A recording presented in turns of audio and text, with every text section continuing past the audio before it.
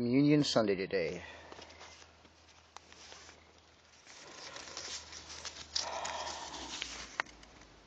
Amnesia is a lack of remembering.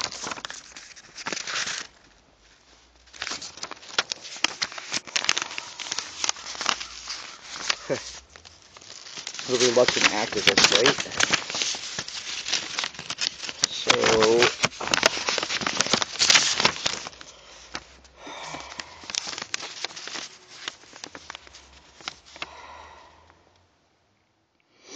I heard something this morning. I was listening to a sermon before I went to church. There's a gathering together for the rehearsal of worship.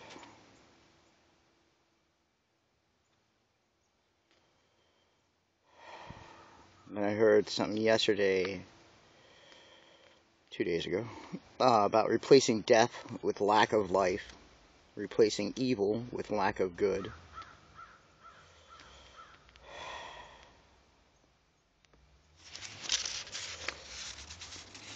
It seems to me that idolatry is coming about because of lack of Christian activity.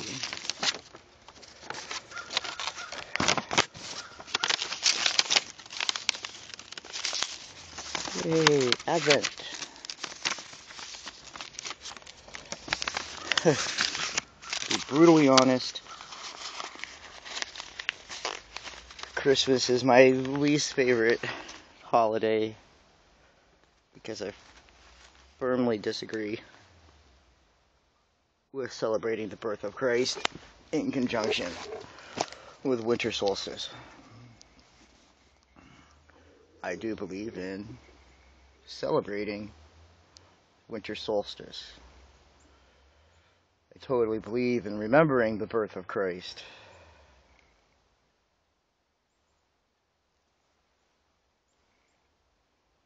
And I don't even mind if we have winter festivals in church per se, but I don't think that the winter festival of church, at church, and celebrating Christ's birth should be done in a mixture. I think the one should be separated from the other. Acts 10. There was a certain man in Caesarea called Cornelius, a centurion of what was called the Italian regiment, a devout man and one who feared God with all his household, who gave alms generously to the people and prayed to God always. About the 9th hour of the day, he saw clearly, in a vision, an angel of God coming in and saying to him, "Cornelius." And when he observed him, he was afraid and said, "What is it, Lord?" So he said to him, "Your prayers and your alms have come up for a memorial before God.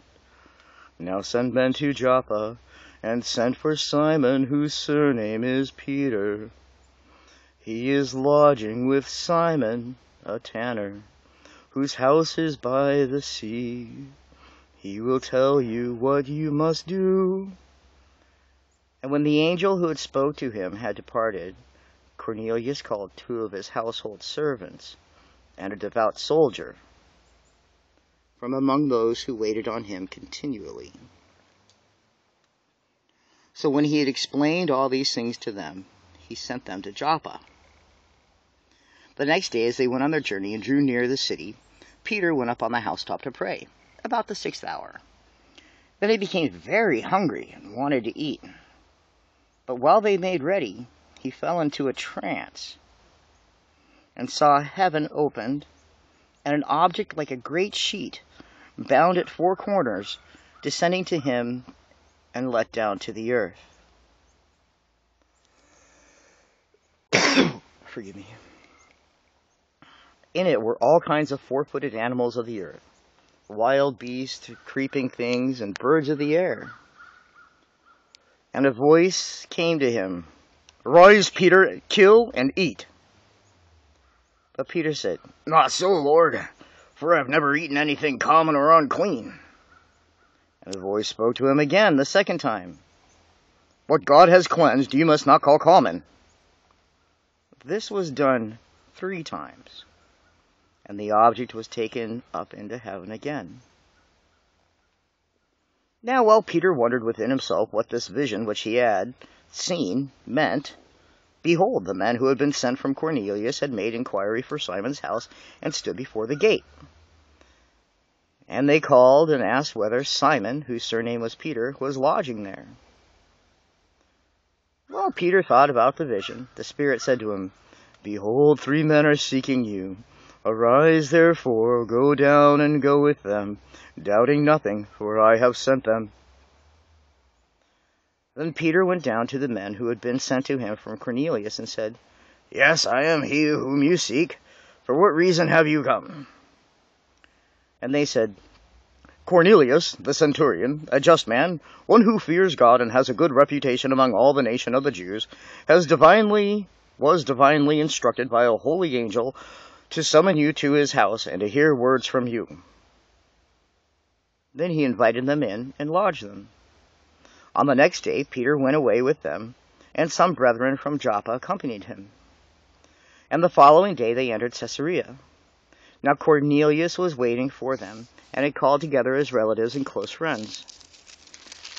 As Peter was coming in, Cornelius met him, fell down at his feet, and worshipped him.